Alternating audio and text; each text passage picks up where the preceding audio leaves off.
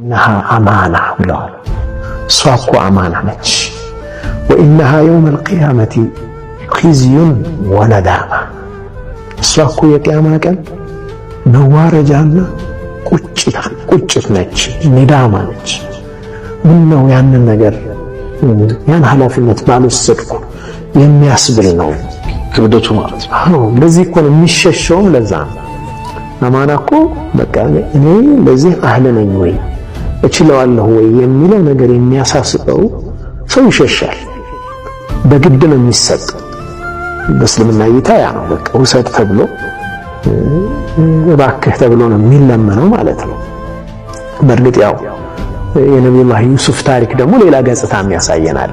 በዛ ቦታ አህል የሆነ ሰው ራሳቸው በማይኖርበትና እኔ ብቻ ነኝ ያን ቦታ ለምሳሌ ኤክስፐርቲዝ ጉዳይ ሊሆን ይችላል። አንዳንድ ነገሮች ያ ሰው ብቻ የሚያውቃቸው የሆኑ ተኸሱስ ያለባቸው ስፔሻላይዜሽን ያለባቸው በቃ እኔ ለዚህ ቦታ እኔ ያለሁ ሊል ይችላል።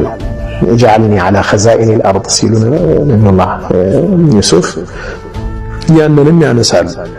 ያንባብ አለ ማለት ነው፣ ያኛውም አለ። ነገር ግን አስሉ ምንድነው? አማና በጣም የሚፈራ ነገር ነው። ለምን የቂያማ ቀን ቁጭት የሚያመጣና ውርደት የሚያከናንን ጉዳይ ነው በትክክል ካልተወጣው ማለት ነው።